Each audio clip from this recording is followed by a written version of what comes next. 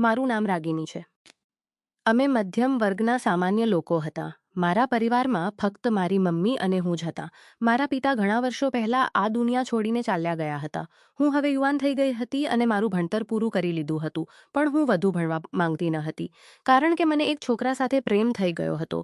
હવે મારો એકમાત્ર હેતુ લગ્ન કરવાનો હતો, અને જે છોકરા સાથે મને પ્રેમ હતો તેને પણ મારું વધુ ભણવું ગમતું ન હતું. પિતાના જતા પછી અમારા ઘરની સ્થિતિ ખૂબ ખરાબ થઈ ગઈ હતી. અમારું ઘર તો ખૂબ મોટું હતું. નીચે 2 રૂમ અને ઉપરના ભાગમાં પણ 2 રૂમ હતા. પહેલાં અમે ઉપરનો ભાગ ભાડે આપેલો હતો. એક પરિવાર અમારા ઘરમાં રહેતો હતો. તેઓ ઘણા સમયથી ઉપર રહેતા હતા. તેઓ ખૂબ ઘોંઘાટ કરતા, પાણી વધારે વાપરતા અને લાઇટનો પણ વધુ ઉપયોગ કરતા, જેથી લાઇટનું બિલ પણ વધુ આવતું. અમે તેમનાથી ખૂબ તંગ આવી ગયા હતા. મુશ્કેલીથી અમે તેમને ઘર ખાલી કરાવી આપ્યું, પણ અમારો ગુસ્સો ભાડું તો પર જ ચાલતો હતો, કારણ કે ભાડાના પૈસાથી જ મમ્મી ઘરનો ખર્ચ ચલાવતી હતી. હવે હું યુવાન થઈ રહી હતી, તેથી તેમને મારા લગ્નની ચિંતા થઈ રહી હતી. કોઈ રીતે પૈસા ભેગા કરીને પોતાની દીકરીનું લગ્ન કરવાનું હતું. હવે ભાડું તો અમારા ઘરમાંથી ચાલ્યા ગયા હતા. અમને ફરીથી કોઈ નવા ભાડૂતની જરૂર હતી. ઘણા દિવસોથી ઉપરના ભાગમાં ભાડૂત મળતા ન હતા. અમને એવું પરિવાર જોઈતું હતું જે વાંચેલું લખેલું હોય, ઓછા લોકો હોય અને ઘરમાં સભ્યતાથી રહે. એક સવારે હું ઊંઘમાંથી જાગી તો ઘરમાં એક અજીબો શોર સંભળાયો. મારી આંખો ખુલી ગઈ. મેં મમ્મીને પૂછ્યું કે આ શોર કોનો છે. મમ્મીએ કહ્યું કે ઉપરના ભાગમાં નવા ભાડૂત આવ્યા છે. તેમનો સામાન ચડાવવામાં આવી રહ્યો છે. તેઓ પોતાના કેટલાક મિત્રો સાથે સામાન ગોઠવી રહ્યા છે. મેં મમ્મીને કહ્યું કે એટલી મુશ્કેલીથી તો અમે તે જાહિલ લોકોથી છૂટભાડૂત રાખી લીધા. મમ્મીએ કહ્યું કે તું જાણે છે કે જો અમે ભાડૂત ન રાખીએ તો ખાઈશું ક્યાંથી? અમારી પાસે કોઈ સહારો નથી. એક જ રસ્તો છે ભાડૂતનો, જેના ભાડાથી ઘર ચાલે. છેલ્લા 3 મહિનાથી ઘરમાં ભાડૂત નથી. તું નથી જાણતી કે મેં કેવી રીતે ઘરનો ખર્ચ ચલાવ્યો છે. મેં કહ્યું કે મમ્મી, મને ફક્ત એટલી ચિંતા રહે છે કે ક્યારેક કોઈ ભાડૂત અમારા ઘર પર કબજો ન કરી બેસે. મમ્મીએ કહ્યું કે એવું નહીં થાય. આ જે માણસ છે તે ખૂબ સારો છે. તારી મિત્ર રેનુની મમ્મીએ તેને અમારા ઘરે મોકલ્યો છે. તેની પત્ની 90 વર્ષનો દીકરો છે. સાંભળ્યું છે કે પત્ની બાળકના જન્મ વખતે આ દુનિયા છોડી ગઈ. ત્યારથી બેચારો એકલો જ બાળકનું પાલન કરી રહ્યો છે. તેનાથી અમને શું ખતરો હોઈ શકે? તેણે ભાડું પણ સારું ખાસું આપવાનું કહ્યું છે. પહેલાના ભાડૂત કરતાં વધુ પૈસા આપશે તો અમારો જ ફાયદો છે. ઘરમાં શાંતિ પણ રહેશે, કારણ કે એકલો માણસ પોતાના બાળક સિવાય વધુ કોઈ સાથે વાતચીત નહીં કરે. મમ્મીની વાત સાંભળીને હું ચૂપ થઈ ગઈ. મેં મમ્મીને કહ્યું કે છેવટે યાદમાં પોતાના બાળકનું એકલા પાલન કેવી રીતે કરતો પિતા છે, તેથી તેને જેમ તેમ પોતાના બાળકનું પાલન કરવું જ પડશે. બેચારા બાળકને માતાનો પ્રેમ પણ ન મળ્યો. ભગવાન કોઈના માથા પરથી માતા પિતાનું સાયું ન ઉતારે. મમ્મીની વાત સાંભળીને મને પણ તે માણસ પર ખૂબ અફસોસ થયો. તેનો સઘળો સામાન અમારા ઘરમાં ગોઠવાઈ ગયો હતો. સાંજે મેં શોરસરાબો ઓછો થઈ ગયો હતો અને તે પોતાના દીકરા સાથે ઉપર રહેવા લાગ્યો છે. મને નાના બાળકો ખૂબ ગમતા હતા. અને તેનો બાળક કેવો છે? હું છત પર કપડાં સૂકવવાના બહાને ઉપર ગઈ. જેમ જેમ હું સીડીઓ ચડી તેમ મેં જોયું કે તે માણસ પોતાના દીકરાને ગોદમાં લઈને ઇધર ઉધર ફરી રહ્યો હતો. તેને જોઈને અચાનક મારી નજર ત્યાં ચટકી ગઈ. તે માણસ ખૂબ જ સુંદર અને આકર્ષક હતો. શકલથી કોઈ સારા પરિવારનો લાગતો હતો. ના જાણે તેની એવી શી મજબૂરી હતી કે તે ભાડે આવ્યો હતો. તે ભાડે આવ્યો હતો. તેના ગોદમાં જે બાળક હતું તે ખૂબ જ સુંદર હતું. બિલકુલ પોતાના પિતા પર ગયું હતું. મને બાળક ખૂબ સારું લાગ્યું. મને ખૂબ સાગી રહી હતી. તેથી હું ચૂપચાપ ઉપર છત પર ગઈ અને કપડાં ફેલાવીને પાછી નીચે આવી તો જોયું કે તે ફરીથી પોતાના દીકરાને ફેરવી રહ્યો હતો અને બાળક રડી રહ્યું હતું. હું પાછી નીચે આવી ગઈ. મમ્મીએ મને પૂછ્યું કે ઉપર શા માટે ગઈ હતી. મેં કહ્યું કે કપડાં ફેલાવવા ગઈ હતી. મમ્મીએ કહ્યું કે જો હવે ઉપર યુવાન માણસ ભાડે આવી ગયો છે, તને ઉપરનું કોઈ કામ હોય તો મને કહેજે, હું જાતે કરી દઈશ. મેં મમ્મીને કહ્યું કે ઠીક છે, આગળથી ઉપરના બધા કામ તમે કરજો. ઘણા દિવસો આ જ રીતે વીતી ગયા. મારી મમ્મી તે માણસને સવારનો નાસ્તો, બપોરનું જમણ અને રાતનું જમણ પણ આપતી હતી. મમ્મીનું કહેવું હતું કે બેચારાની પત્ની આ દુનિયામાં નથી. સાંભળ્યું છે કે તે ઘરમાં બેસીને લેપટોપ પર ઓનલાઈન બિઝનેસ કરે છે. આખો આ કારણે ક્યાંય બીજે કામ કરી શકતો નથી. આખો દિવસ પોતાના બાળકમાં લાગેલો રહે છે. થોડી દેર માટે જ્યારે બાળક સૂઈ જાય ત્યારે લેપટોપ પર કામ કરવા બેસે છે. આવી સ્થિતિમાં તેને રાંધવાનો ક્યાં સમય મળે? નાના બાળકના તો ઘણા બધા કામ હોય છે. તે બેચારો નાના બાળકને માં અને પિતા બંને બનીને પાડી રહ્યો છે. તેથી મેં વિચાર્યું કે હું તેને ખાવાનું અને નાસ્તો આપી દઉં. હું ચૂપ રહી અને પછી પોતાના કામમાં લાગી ગઈ. એક દિવસ અમારા ઘરે મારી મિત્રનો ભાઈ આવ્યો. મારા કોલેજમાં ભણતી મારી એક મિત્ર રાધિકાનો ભાઈ, જેને હું પસંદ કરતી હતી અને તે પણ મને ખૂબ પસંદ કરતો હતો. તેનું નામ આલોક હતું. અમે બંને ફક્ત એકબીજાને પસંદ કરતા હતા. બંને વચ્ચે કોઈ વાત ન થતી. હવે તો મારું ભણતર પણ પૂરું થઈ ગયું હતું. તેથી હું ઘરમાં બેસી ગઈ હતી. આલોકની મમ્મી જાણતી હતી કે અમે એકબીજાને પસંદ કરીએ છીએ. તેથી તે અમારા ઘરે આવીને મારો સંબંધ માગી ચૂકી હતી. મારો સંબંધ થયેલો તો ઘણો સમય થઈ ગયો હતો, પણ આજે તે મારી મમ્મીને લેવા આવ્યો હતો. મારી મમ્મીએ કહ્યું કે મને તારી સસરાલ તરફ જવું છે. મમ્મીની વાત સાંભળીને અચાનક હું ચોંકી ગઈ. મેં કહ્યું કે ખબર નથી, ત્યાં શા માટે જાઓ છો? તેમણે કહ્યું કે ખબર નથી, તારી સાસુએ ફોન કર્યો હતો. મેં કહ્યું કે મમ્મી, હું પણ તમારી સાથે ચાલું. મારી રાધિકા સાથે મુલાકાત પણ થઈ જાય. મમ્મીએ કહ્યું કે ના, તું ત્યાં ન જા. અને મને લેવા આલોક આવી રહ્યો છે, તેથી હું તેની સાથે જઈશ. મમ્મીએ આલોકનું નામ લીધું તો મારી તો કડી કડી ખીલી ઉઠી. આલોક ખૂબ જ સ્માર્ટ અને સુંદર છોકરો હતો. હું તેની સ્માર્ટનેસ પર મરમતી હતી. આલોક રાધિકાનો એકમાત્ર ભાઈ હતો. પોતાની માતાને તેમના બંને ભાઈ હતો. પોતાના બંને બાળકોનું ખૂબ ધ્યાન રાખ્યું હતું. આલોકે પોતાના ડેડનો બિઝનેસ એટલી ઊંચાઈએ પહોંચાડ્યો હતો કે તેઓ ખૂબ અમીર થઈ ગયા હતા. આલોક એક અમીર પરિવારનો હતો. મને તો યકીન પણ ન આવતું કે મારું લગ્ન એટલા અમીર પરિવારમાં થશે. પણ જ્યારથી આલોક સાથે મારો સંબંધ નક્કી થયો હતો, ત્યારથી હું ખૂબ ખુશ હતી અને પોતાને ખૂબ નસીબદાર માનતી છે. હું ખુશ હતી. નમ્રતા દીદીનું લગ્ન મમ્મીએ ખૂબ પ્રેમ અને શોખથી કર્યું હતું. નમ્રતા દીદી જ્યાં લગ્ન થયું હતું ત્યાં તે બિલકુલ તંગ કર્યો હતો. તેની જેઠાણી અને સાસુ આખો દિવસ ઘરમાં આરામ કરતી અને નમ્રતા દીદીને ઘરના બધા કામ કરવા પડતા. તેના સસરા પણ નાની નાની વાત પર તેને રોકતા ટોકતા. જો તેના ઘરમાં કોઈ સારું હતું તો ફક્ત તેનો પતિ જ હતો. તેથી મારી મમ્મી મારા અને આલોકના સંબંધથી ખૂબ ખુશ હતી, કારણ કે તેમને લાગતું હતું કે મારી એક દીકરી તો લગ્ન થઈ જવા પછી એટલી પરેશાન રહે છે. હું નથી ઈચ્છતી કે મારી બીજી દીકરી પણ પરેશાન રહે. રાધિકાની મમ્મી શરૂથી જ મને પસંદ કરતી હતી, કારણ કે હું પણ સુંદર હતી. તેમણે મને પોતાના દીકરા માટે પસંદ કરી લીધી હતી. મારી મમ્મીને પણ આલોક અને તેનો પરિવાર પસંદ આવ્યો હતો. આલોકના ઘરવાળા મારી ખૂબ ચિંતા કરતા હતા. મારી સાસુ જ્યારે પણ અમારા ઘરે આવતી ત્યારે મારા માટે કોઈને કોઈ ભેટ લઈને આવતી અને તેમના ઘરે કોઈ કાર્યક્રમ હોય ત્યારે મને નિમંત્રણ આપતી જ. રાધિકા અને તેની મમ્મી દર બીજા ત્રીજા દિવસે મને ફોન કરીને મારા હાલચાલ પણ પૂછતી રહેતી. આથી સ્પષ્ટ થતું હતું કે તેઓ મારી ખૂબ ચિંતા કરે છે અને મારી મમ્મી મારા સસરાલવાળાઓ તરફથી ખૂબ બેફિકર હતી. આલોકના ઘર આવવાની વાત સાંભળીને હું ઝડપથી તૈયાર થવા લાગી. સારા કપડાં પહેરીને મેં થોડો મેકઅપ પણ કરી લીધો. મમ્મી મને જોઈને હસીને કહેવા લાગી કે આલોકનું નામ લીધું છે તો તું કેટલી નથી લેવા આવતો, મને લેવા આવી રહ્યો છે. મેં મમ્મીને કહ્યું કે કોઈ વાત નથી, જો તે તમને લેવા આવ્યો છે તો પણ હું તે તમને લેવા આવી રહ્યો છે તો પણ હું તેને જોઈ તો શકીશ ને. મમ્મી જાણતી હતી કે હું આલોકને ખૂબ પસંદ કરતી હતી. તે હંમેશા મને કહેતી કે તું ખૂબ નસીબદાર છે. હું બહુ બેચેનીથી આલોક મળવા જઈ રહ્યો છે. હું બહુ બેચેનીથી આલોકની રાહ જોતી હતી. ઘણી દેર પછી મારી મીના મોબાઈલ પર કોલ આવ્યો, જેમાં આલોકનો નંબર દેખાતો હતો. કોલ રિસીવ કરતાં તેણે કહ્યું કે આંટી, હું તમારા ઘરની બહાર જ ઊભો છું, તમે જલ્દી આવો. મમ્મીએ મને કહ્યું કે આલોક આવી ગયો છે, હું જાઉં છું. મેં દરવાજા તરફ જોયું તો મમ્મીને કહ્યું કે ક્યાં છે તે? મમ્મીએ કહ્યું કે તે બહાર ઊભો છે, તારી રાહ જોઈ રહ્યો છે. સારું, હું જાઉં છું અને ઘરનો દરવાજો અંદરથી સારી રીતે બંધ કરી લેજે. જો મને ઘર આવવામાં લેટ થાય તો સાંજનું જમણ પણ બનાવી લેજે. મેં મોં બનાવતા મમ્મીને કહ્યું કે ઠીક છે. મમ્મીને દરવાજા સુધી છોડવા ગઈ તો મેં બહાને જોયું કે આલોક બાઇક પર બેઠો હતો. મમ્મીએ આલોકને પૂછ્યું કે બેટા, તારી કાર ક્યાં છે? મારી મમ્મી બાઇક પર સફર કરવાથી થોડી ગભરાઈ રહી હતી. આલોકે હસતા જવાબ આપ્યો કે આંટી, તમે પરેશાન ન થાઓ. તમે પોતાના દીકરા સાથે બેસી છો. હું પણ તમારો દીકરો જ છું ને, તેથી તમને કંઈ નહીં થવા દઉં. હું ખૂબ ધ્યાનથી ઘર સુધી લઈ જઈશ. તમને મારી સાથે ડરવાની જરૂર નથી. મારી મમ્મીએ આલોકને આશીર્વાદ આપ્યો અને તેની બાઇક પર બેસી ગઈ. મને આ વાતનો અફસોસ હતો કે આલોકે એક નજર પણ મારી તરફ ફેરવીને ન જોયો હતો. ન તો મમ્મીને મારા વિશે પૂછ્યું હતું. તે એક બિઝનેસમેન માણસ હતો, તેથી જ્યારે બિઝી રહેતો હતો. ઘણા મહિનાઓમાં તો મને કોલ કરતો હતો, પણ મને આશા હતી કે તે આવશે તો મને જોવા માટે જરૂર બેચેન હશે. પણ તેણે તો મને અવગણ્યો હતો. હું જે તૈયાર થઈને તેની રાહ જોતી હતી અને એક વસ્તુ ઉતારીને ફેંકવા લાગી. મને આલોક પર ખૂબ ગુસ્સો આવી રહ્યો હતો.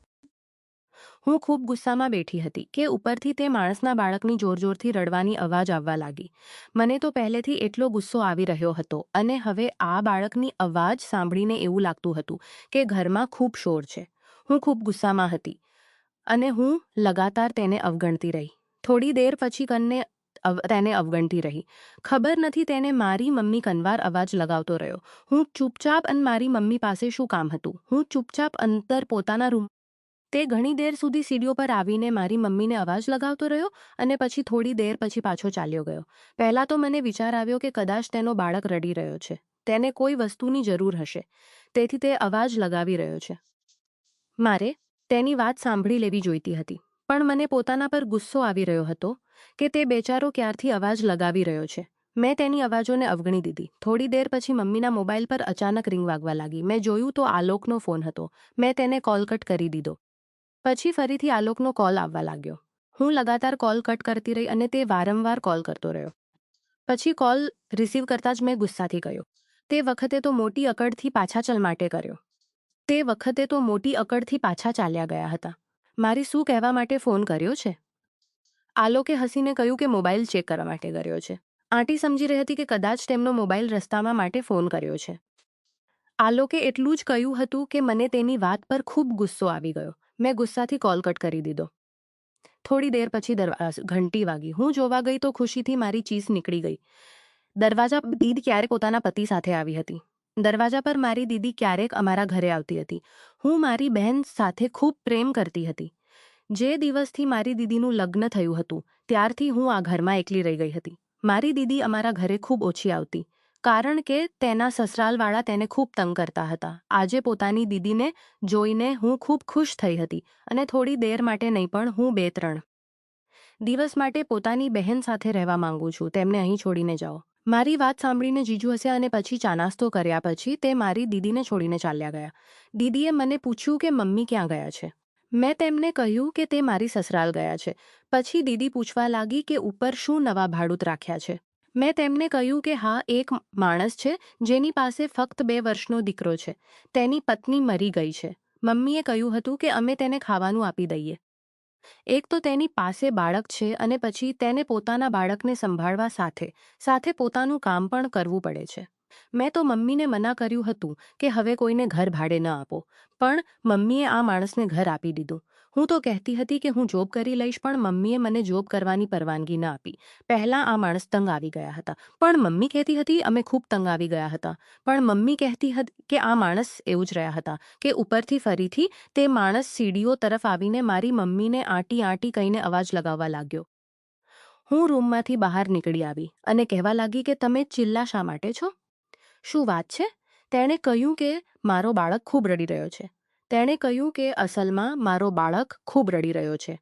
ખબર નથી તેને શું થઈ ગયું. ચૂપ જ નથી થતો. મેં વિચાર્યું કે આંટી જો ફ્રી હોય તો હું આંટીને પોતાના બાળકને આપી દઉં. કદાચ તે આંટી કહ્યું કે સારું, તમારો બાળક તો ખૂબ પ્યારો છે, લાવો તેને હું ચૂપ કરાવી દઉં. મેં તેના બાળકને ગોદમાં લીધો જે ખૂબ જ સારો હતો.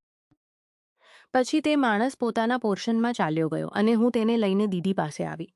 દીદી પણ તેની ખૂબ તારીફ કરી રહી હતી કે આ ખૂબ સુંદર બાળક છે અને તેને પ્યાર કરવા લાગી. થોડી દેર તે મારી સાથે રમતો રહ્યો તો બિલકુલ રડ્યો નહીં. મને પણ તેની સાથે રમવું ખૂબ સારું લાગ્યું. થોડી દેર પછી દરવાજા પર દસ્તક થઈ. હજુ બાળક મારા ગોદમાં જ હતો પણ દરવાજા પર આલોક ઊભો હતો. આલોકને જોઈને હું થોડી ઇતરાવા લાગી અને તેને અવગણવા લાગી તો તેણે કહ્યું કે હા, હું જાણું છું કે તું મારાથી નારાજ છે. અસલમાં તે વખતે હું ખૂબ જલ્દીમાં હતો. મારી પાસે વારંવાર કોઈના કોલ આવી રહ્યો હતો. એવું કેવી રીતે થઈ શકે કે હું તને અવગણીને જઈ શકું? મેં કહ્યું કે તમે ચાલ્યા તો ગયા હતા તો હવે વાત બનાવવાની કોશિશ ન કરો. તેણે કહ્યું કે ના, તે વખતે જો હું તને વગર જોયે ચાલ્યો ગયો હતો તો હવે પાછો પણ ગયો છે અને ખાસ કરીને હવેની વખતે તને જોવા માટે જ આવ્યો છું. આલોકની વાત સાંભળીને હું હસવા લાગી. તેણે જેમ મારા ગોદમાં થામેલા બાળકને જોયું તો તેણે કહ્યું કે આ બાળક કોનું છે અને ખૂબ જ પ્યારો છે. મેં કહ્યું કે અમારા અહીં એક નવા ભાડૂત આવ્યા છે. તેમનો બાળક છે. હજુ અમે બંને દરવાજા પર ઉપર જતી સીડીઓ પર પડી જ્યાં તે માણસ ઊભો હતો. અમને બંનેને જોઈ રહ્યો હતો. આલોકે કહ્યું કે શું આ બાળક આ માણસનું છે? મેં કહ્યું કે હા, તે એકલો છે, તેની પત્ની મરી ગઈ છે. બાળક ખૂબ રડી રહ્યો હતો, તેથી મેં તેમને ચૂપ કરાવવા માટે લઈ લીધો. આલોકે કહ્યું કે તો પછી આ નીચે શા માટે જોઈ રહ્યો છે? આ માણસને કહ્યું કે ભાડૂત છે તો ભાડૂતની હેસિયતથી અહીં રહે. નીચે વધુ તાકીને જોવાની જરૂર નથી. મેં આલોકને કહ્યું કે સારું, અવગણો આ વાતને. ચાલો દર આવો, દીદી આવી છે. હું તમને વાત સાંભળીને તે ખુશ થયો અને પછી દીદી સાથે થોડી દેર વાતચીત કર્યા પછી તે જવાની તૈયારી કરવા લાગ્યો. હું આલોકને દરવાજા સુધી છોડી આવી. આલોકે કે આજે તારા માટે એક ખૂબ મોટી ખુશખબર છે. મેં કહ્યું કે સારું, બતાવો કઈ ખુશખબર છે. તેણે કહ્યું કે નાના, હજુ ખબર નહીં પડે. મેં આલોકને ખૂબ જીદ કરી કે તે મને બતાવી દે મારા માટે કઈ ખુશખબર છે, પણ તેણે મને કંઈ ન કહ્યું અને તે હસતા ઘરમાંથી ચાલ્યો ગયો. મમ્મી તો હું આલોકના ઘરેથી રાતે આવ્યા હતા, કારણ કે મારી સાસુએ તેમને રાતના જમણ માટે રોકી લીધા હતા. પછી અમે ત્રણે મા બહેન મળીને ઘણી બધી વાતો કરી. રાત સુધી તે માણસનો બાળક મારી સાથે જ રહ્યો હતો. મને વાસે પણ બાળકો ખૂબ ગમતા હતા. તે મારી સાથે રમતો રહ્યો, બિલકુલ રડ્યો નહીં. મમ્મીએ કહ્યું કે સારું થયું તે આ બાળકને લઈ લીધો. નાનો બાળક છે, પિતા પાસેથી સંભળાતો નહીં હોય, તેથી રડતો હશે. હવે જો તારી પાસે કેટલો ખુશ છે, રાતે હું તે માણસના બાળકને કેટલો ખુશ છે. રાતે હું તે માણસના બાળકને તેને આપવા ગઈ હતી. મેં તેને સુલાવી દીધો હતો. જ્યારે તો તેમણે કહ્યું કે તારો ખૂબ ખૂબ આભાર. તારા કારણે આજે મારો બાળક ખૂબ સુકૂનથી સૂઈ ગયો છે. નહીં તો મારી પાસે તો તે બેચેન જ રહેતો અને રડતો જ રહેતો. મેં કહ્યું કે કોઈ વાત નથી, હવે તમે અમારા ઘરે રહો છો. હું તમારા બાળકનું ખૂબ ધ્યાન રાખીશ. બીજા દિવસે મારી મમ્મીએ મને કહ્યું કે મારી સાસુએ તેમને એટલા માટે બોલાવ્યા હતા કારણ કે તેઓ જલ્દીથી આલોક અને મારું લગ્ન કરાવવા માંગતા હતા. આ વાત સાંભળીને મારી ખુશીના ઠેકાણા જ ન રહ્યા. હું ખૂબ ખુશ થઈ રહી હતી કારણ કે મારા જીવનનો સૌથી મોટો હેતુ આલોક હતો અને હવે મારું તેની સાથે જલ્દી જ લગ્ન થવાનું હતું. હવે મને સમજાઈ ગયું હતું કે આલોક કઈ ખુશખબરની વાત કરી રહ્યો હતો. 2 દિવસ સુધી મારી દીદી અમારી સાથે રહી હતી અને આ 2 દિવસમાં તેમણે પોતાના સસરાલની ઘણી બધી વાતો અમને કહી કે તેની સાસુ અને જેઠાણી તેને કેવી રીતે તંગ કરે છે. મમ્મીએ તેમને એ જ સમજાવ્યું હતું કે બેટા, વખત સાથે બધું ઠીક થઈ જશે. સસરાલમાં એડજસ્ટ થવામાં થોડો સમય લાગે છે અને તારી સાસુ અને જેઠાણી પણ વખત સાથે ઠીક થઈ જશે. પણ આ તો સારી વાત છે કે તારો પતિ ખૂબ સારો છે. દીદીએ કહ્યું કે હા મમ્મી, મારો પતિ તો સારો છે. હું પોતાના પતિ તરફથી બેફિકર છું. મમ્મીએ કહ્યું કે બસ પતિનું સારું હોવું વધુ જરૂરી છે. સાસુ જેઠાણી પણ એક દિવસ ઠીક થઈ જશે. તું ચિંતા ન કર. મારી દીદી મમ્મીની વાત સમજી ગઈ હતી. પછી 2 દિવસ પછી દીદી પોતાના ઘરે ચાલી ગઈ. ઘણા દિવસો આ જ રીતે વીતી ગયા. મને હવે ઉપરના ભાડૂતનો બાળક ખૂબ સારો લાગવા લાગ્યો હતો અને તે મારી સાથે ખૂબ ઘુલમિલ ગયો હતો. હું વારંવાર ઉપર જઈને તેને લઈ આવતી હતી. તેના બધા કામ હું જાતે જ કરવા લાગી હતી. મને તે ખૂબ પસંદ હતો. હું જ્યારે તે માણસ કહેતો કે તું ખૂબ સારી છે, તું મારા બાળકનું એક માં જેવું ધ્યાન રાખે છે, તું મારા બાળકનું એક માં જેવું ધ્યાન ન હતી, કારણ કે તેમને ખબર હતી કે હું આ બાળક સાથે કેટલી અટેચ થઈ ગઈ છું. મારી મમ્મી કોઈને કોઈ કામ માટે ઘરમાંથી બહાર જતી રહેતી અને પછી જ્યારે હું ઘરમાં બાળક સાથે રમવા લાગતી અને પછી જ્યારે હું ઘરમાં એકલી હોઉં ત્યારે ઉપરના પોર્શનમાં જઈને ખાસી વાતચીત થઈ જતી અને આ દરમિયાન મોહિત સાથે પણ મારી સારી ખાસી વાતચીત જતી. મોહિત આ બાળકના પિતાનું નામ હતું. અમે બંને વચ્ચે સારી ખાસી ફ્રેન્ડશિપ થઈ ગઈ હતી અને મારી એન્ગેજમેન્ટ કરવાનું નક્કી કર્યું હતું. તેમનું કહેવું હતું કે આ રીતે આ બંનેનો સંબંધ ખુલ્લો આવી જશે અને એન્ગેજમેન્ટના 2 મહિના પછી જ અમે તરત લગ્ન કરી દઈશું. હું ખૂબ વધુ ખુશ હતી. મારી એન્ગેજમેન્ટની તૈયારી ચાલી રહી હતી. દીદી અમારા ઘરે આવી ગઈ હતી અને મમ્મી સાથે માર્કેટ જઈને શોપિંગ કરતી હતી. હું પણ ખૂબ શોપિંગ કરી રહી હતી કે હું મોહિતના બાળકથી દૂર થતી રહી હતી, કારણ કે મને એન્ગેજમેન્ટની તૈયારીના કારણે કે હું મોહિતના બાળકથી દૂર થતી જઈ રહી હતી. કારણ મોહિત મારાથી નારાજગી જતાવી રહ્યો હતો. કહી રહ્યો હતો કે તું પોતાની એન્ગેજમેન્ટમાં એટલી બિઝી થઈ ગઈ છે કે તને ઉપર પણ આવવાનો વખત નથી. કારણ કે જ્યારે મારી એન્ગેજમેન્ટની તારીખ નક્કી થઈ હતી ત્યારે સૌથી પહેલાં મેં આ ખબર પોતાના મિત્ર મોહિતને સંભળાવી હતી. મોહિત મારા માટે એક મિત્ર બની ગયો હતો. અમે બંને એકબીજા સાથે સારી રીતે વાત કરતા હતા. મોહિતે મને પોતાની પત્ની વિશે પણ કહ્યું હતું કે તે પોતાની પત્નીને વધુ પસંદ ન કરતો કારણ કે તે સુંદર ન હતી. તેણે કહ્યું હતું કે મને શરૂથી જ સુંદર છોકરીઓ ગમે છે, જેમ કે તું. તેની કેટલીક વાતો એવી હતી કે તે મારા પર ઢાલીને કહેતો હતો. અમે બંને ખૂબ હાસ્ય મજાક કરતા હતા. આલોકને આ વાત ખબર ન હતી કે હું ઉપર વધુ જાઉં છું. પહેલાંથી જ તે મને કહેતો હતો કે તું આ ભાડુંથી દૂર રહે. મને તેની નજર સારી નથી લાગતી. જ્યારે આલોક અમારા ઘરે આવતો ત્યારે તે માણસને જરૂર જોતો હતો. તેણે આ વાત નોંધી લીધી હતી કે મોહિત મને ખૂબ ગૌરથી જોતો હતો. પણ મેં હંમેશા આલોકને સમજાવ્યું હતું કે તમને ગલતફહેમી થઈ રહી છે. આલોક ક્યાંક મારાથી નારાજ ન થઈ જાય કે મેં ઉપર જવું છોડી દીધું છે. તે મને મના કરતો હતો કે તું તેના બાળકને પણ વધુ ન લઈ જા. પણ બાળકથી હું ખૂબ વધુ અટેચ થઈ ગઈ હતી અને તે પણ મારી સાથે એટલો જ અટેચ થઈ ગયો હતો કે જે દિવસે મારી પાસે ન આવતો તે દિવસે તેની ક્યાં તો તબિયત ખરાબ થઈ જતી અથવા તો તે આખો દિવસ રડતો જ રહેતો. તે માસૂમ બાળક હતો. મને તેની તકલીફનો સારી રીતે અંદાજો હતો. હું તેનું ખૂબ ધ્યાન રાખી રહી હતી, જેના કારણે તેને મારી સાથે મોહબ્બત વધી ગઈ હતી અને તે મારા વગર સૂતો પણ ન હતો. એન્ગેજમેન્ટની તૈયારી દરમિયાન જ્યારે મેં બાળકને અવગણ્યો તો મોહિત નારાજ થઈ રહ્યો હતો. મુશ્કેલીથી મેં તેની નારાજગી દૂર કરી હતી અને પછી મેં તેની નારાજગી દૂર કરી હતી. મારી એન્ગેજમેન્ટ પણ થઈ ગઈ હતી. હું પોતાની એન્ગેજમેન્ટ પર ખૂબ ખુશ હતી કારણ કે હવે મારા લગ્નના ફક્ત 2 મહિના બાકી રહ્યા હતા. પણ મારી એન્ગેજમેન્ટમાં મોહિત ન આવ્યો હતો. બીજા દિવસે હું ઉપર ગઈ અને મોહિતથી નારાજગી જતાવવા લાગી તો તેણે મને કહ્યું કે મારા બાળકને ખૂબ તેજ બુખાર હતો. તને યકીન ન આવે તો તું તેને હાથ લગાડીને જોઈ શકે છે. બસ એ જ કારણે હું તારી એન્ગેજમેન્ટમાં ન આવી શક્યો હતો. મેં કહ્યું કે તો પછી તેને ડૉક્ટર પાસે લઈ જાઓ. મોહિતે કહ્યું કે જો તું મારી સાથે તેને ડોક્ટર પાસે લઈને ચાલીશ તો મને વધુ આસાની રહેશે. મને કંઈ સમજમાં ન આવતું કે હું શું કરું. મેં મોહિતને કહી દીધું કે હું પહેલાં મમ્મીને આ વિશે પૂછી લઉં. મેં મમ્મીને કહ્યું કે મોહિતે કહ્યું છે કે હું તેના બાળકને તેની સાથે ડૉક્ટર પાસે લઈ જાઉં. તેને ખૂબ તેજ બુખાર છે. તેણે કહ્યું કે જો તું તેને લઈને ચાલીશ તો મને થોડી આસાની થઈ જાય કારણ કે તે દવા વગેરે લઈ લેશે અને દાવા વગેરે લઈ લેશે અને હું ડૉક્ટરને તેને સારી રીતે બતાવી પણ દઈશ. મારી મમ્મીએ પણ મને તેની સાથે જવાની પરવાનગી આપી દીધી કારણ કે મારી મમ્મી મોહિત પર ખૂબ વિશ્વાસ કરવા લાગી હતી. હું મોહિત સાથે બાઇક પર ગઈ હતી. મોહિતની પોતાની બાઇક તો ન હતી. તેણે પોતાના એક મિત્રને કોલ કરીને તેની બાઇક મંગાવી લીધી હતી. જ્યારે અમે ડૉક્ટર પાસે ગયા તો મેં ડૉક્ટરને મોહન બાળક વિશે કહ્યું કે તેની તબિયત ઠીક નથી. ડૉક્ટરે સમજ્યું કે અમે બંને પતિ પત્ની છીએ. તેમણે કહ્યું કે તમારે બાળકનું ખૂબ વધુ ધ્યાન રાખવું પડે. તમે તેની માં છો તેથી તેના માટે તમારે અહીં લઈ આવવું જોઈતું હતું. હું ડૉક્ટરની વાત સાંભળીને શરમાઈ ગઈ હતી. પછી હું ચૂપ થઈ ગઈ. મેં તેમને કોઈ જવાબ ન આપ્યો હતો. પછી હું ચૂપ થઈ ગઈ. મેં તેમને કોઈ જવાબ લાગ્યા તો મોહિતે મને રસ્તામાં આઈસ્ક્રીમ ખવડાવી. ત્યાં અમે બંનેએ ખૂબ મસ્તી કરી અને આખા રસ્તે અમે બંને ખૂબ મજાક કરતા આવ્યા હતા. પણ હું નથી જાણતી કે આ હાસ્ય મજાક મારા માટે એટલી ભારે પડશે. જેમ જેમ હું ઘરે આવી તો મોહિત પોતાના બાળકને ઉપર લઈને ચાલ્યો ગયો હતો. જ્યારે હું હજુ ઘરમાં બેસીને ઠંડુ પાણી પી રહી હતી જ્યારે અચાનક અમારા ઘરનો દરવાજો ખુલ્યો અને આલોક ઘરની અંદર આવ્યો હતો. આલોક શોરશરાબો કરવા લાગ્યો અને કહેવા લાગ્યો કે તું આ શું કરતી ફરી રહી છે? તું તેની સાથે ગાડીઓ પર ઘૂમી રહી છે. તારી ખૂબ ખોટી વાત છે.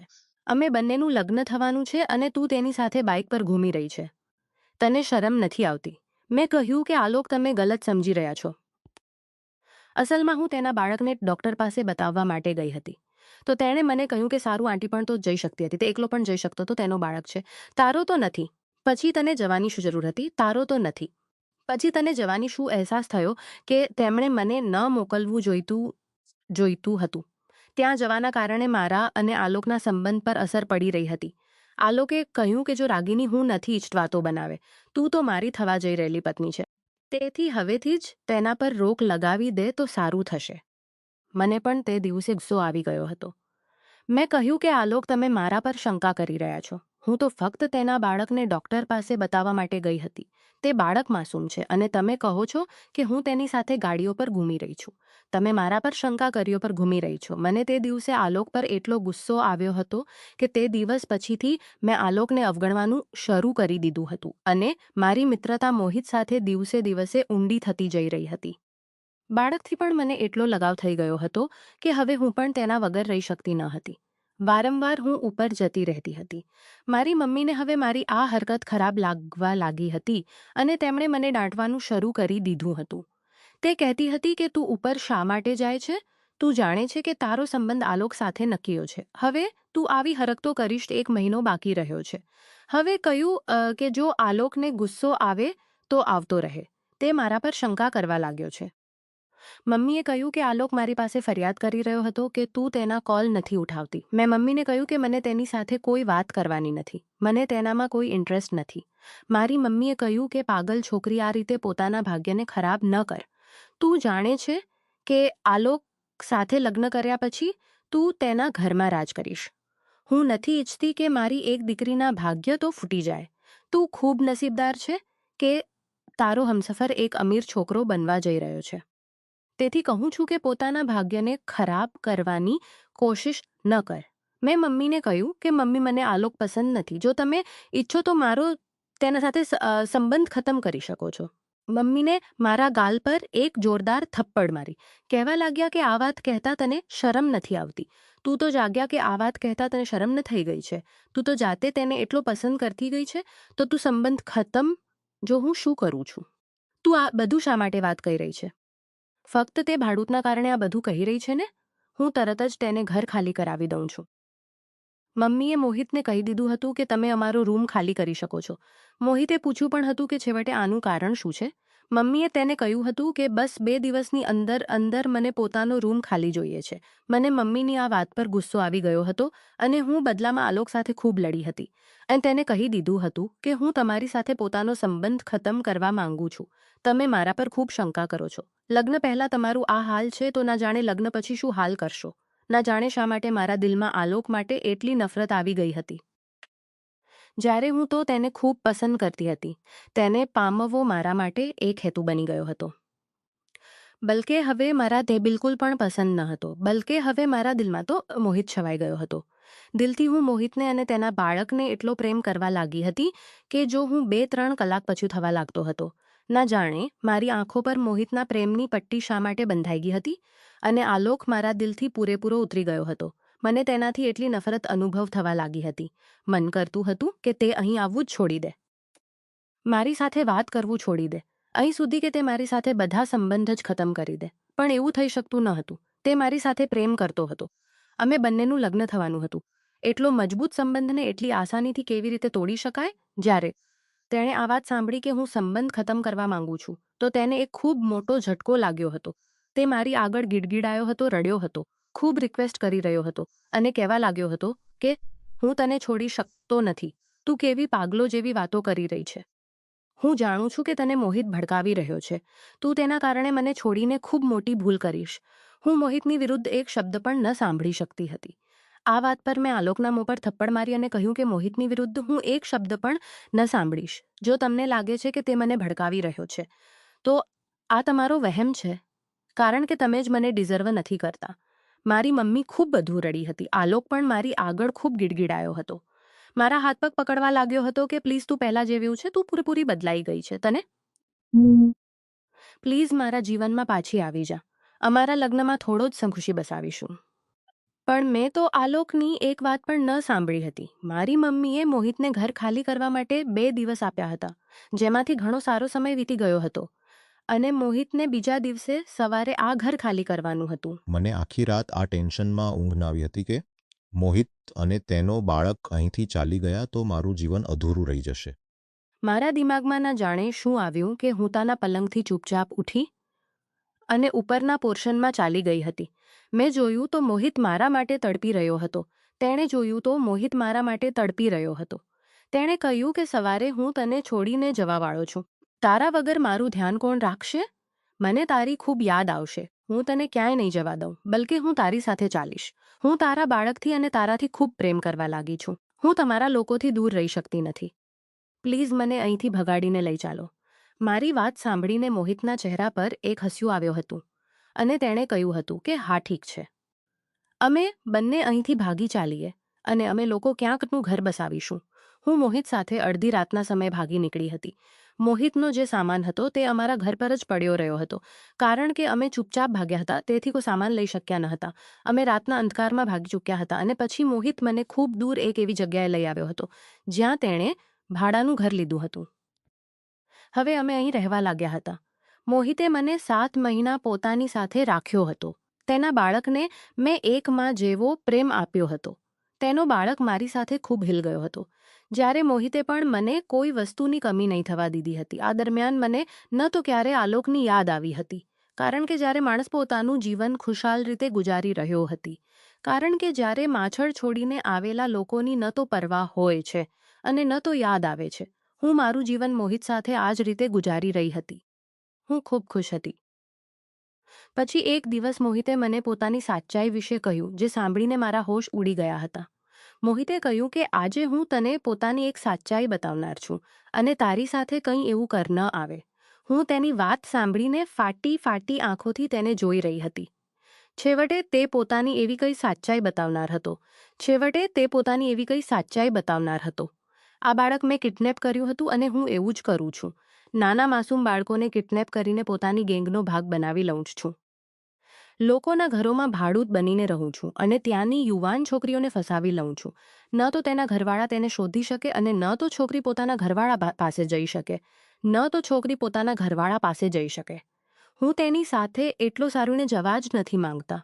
હું તેને પોતાની મીઠી મીઠી વાતોમાં ફસાવી લઉં છું અને પછી પોતાની પત્ની બનાવીને તેનો એટલો ઉપયોગ કરું છું કે જ્યાં સુધી મારું ભરાય ત્યાં સુધી છોડતો નથી, અને જ્યારે મારું મન ભરાઈ જાય ત્યારે હું તે છોકરીઓને વેચી દઉં છું. મારો આ જ બિઝનેસ છે અને હવે તારા વેચવાનો પણ નંબર આવી ગયો છે. મારું તારાથી દિલ ભરાઈ ગયું છે કારણ કે મેં તારી સાથે કોઈ લગ્ન નથી કર્યું. ફક્ત લગ્નનું એક ખોટું નાટક કર્યું અને આ બાળક મારા આગળના શિકાર માટે કામ આવશે. તેનું પાલન તે સારી રીતે કર્યું છે. મોહિતની વાત સાંભળીને મારા પગ નીચેની જમીન ખસી ગઈ હતી અને મેં મોહિતને કહ્યું હતું કે તમે મજાક કરી રહ્યા છો ને. મોહિતે કહ્યું કે ના, હું બિલકુલ સિરિયસ છું. મારું તારાથી મન ભરાઈ ચૂક્યું છે, તેથી હું તને વેચી રહ્યો છું. હવે હું તારા સિવાય પોતાના માટે એક નવો શિકાર શોધવા માંગુ છું.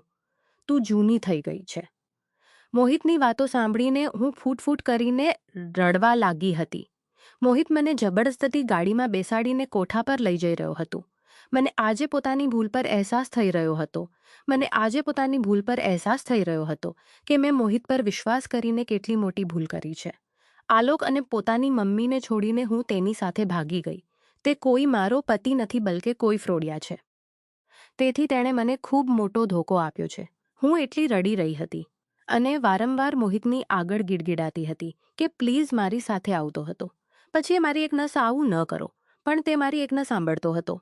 પછી મને યાદ આવ્યું તો મારી આગળ આવી રીતે હાથ જોડીને ગીડગીડાયો હતો, પણ મને તે વખતે કોઈ ફરક ન પડ્યો હતો. તો પછી મોહિતને મારી વાતથી કેવી રીતે ફરક પડી શકે? પણ મને કેવી રીતે પણ કરીને પોતાને તે પાપની ગંદકીમાં ઉતરવા ન દેવું હતું. તેથી હું ત્યાંથી મોહિતની ચાલતી ગાડીમાંથી જબરદસ્તી કૂદી ગઈ હતી. મને ઈજા તો ખૂબ આવી હતી. મોહિત ગાડીમાંથી ઉતરીને મારો પીછો કરવાની કોશિશ કરી રહ્યો હતો, પણ હું ભાગતા એટલી દૂર આવી ગઈ હતી કે મોહિત મને શોધી શક્યો ન હતો. મોહિત કદાચ મને શોધતો રહ્યો હતો કારણ કે તે જાણતો હતો કે હું પોલીસને પણ તેની સાચ્ચાઈ બતાવી શકું છું. મને ખબર હતી કે જો હું મોહિતના હાથ મારી નાખશે, હું ભાગતા બસમાં બેસીને પોતાના ઘરે પાછી આવી છું. બસવાળાને આપવા માટે મારી પાસે ભાડાના પૈસા ન હતા. હું બસવાળાની આગળ ગીડગીડાઈ કે મારી પાસે પૈસા નથી. જ્યારે પોતાના ઘરે આવી તો મેં જોયું કે ત્યાં તો તાળું લાગેલું હતું. હું ખરાબ રીતે રડી હતી અને વારંવાર દરવાજો પીટી રહી હતી. તો પડોશની એક બહેનોએ પહેલાં તો ખરાબ ભલા કહ્યું, અને જ્યારે તારી માને આ સાચ્ચાઈ ખબર પડી કે તું ભાડૂત સાથે ભાગી ગઈશ, તો જ્યારે તારી માને આ સાચ્ચાઈ ખબર છે તો તે આ આઘાત સહન ન કરી શકી અને આ દુનિયા છોડી ગઈ. આ વાત સાંભળીને મારા હોશ ઉડી ગયા હતા કે હું તમને બતાવી શકતી નથી. મારી મા મને આ દુનિયા છોડીને ચાલી ગઈ હતી. મારી માના મૃત્યુની જવાબદારી હું હતી. હું ફૂટ કરીને રડી રહી હતી અને વારંવાર પોતાના ઘરના દરવાજાને જોઈ રહી હતી. મેં પલટીને જોયું તો ત્યાં બીજું કોઈ નહોતું, બલકે આલોક ઊભો હતો. આલોક પાસે હું માફી માંગી રહી હતી. હું તેની સાથે પોતાની નજરો ન મેળવી શકતી હતી, પણ તે મને ફાટી નજરોથી જોઈ રહ્યો હતો. મેં તેને ફાટી નજરોથી જોઈ રહ્યો હતો. મેં તેનું કે પોતાની આખી વાત વિશે કહી અને તે મને હવે વેચવા જઈ રહ્યો હતો. તે કોઈ સારો માણસ નથી. તેણે મારા જેવી ના જાણે કેટલી છોકરીઓને બેવકૂફ બનાવી લીધી છે. પ્લીઝ મને બચાવી લો. આલોક, જો મોહિતે મને જોઈ લીધી તો તે મને જાનથી મારી નાખશે, કારણ કે હું મુશ્કેલીથી તેનાથી ભાગીને આવી છું. તે બાળક પણ તેનું નથી.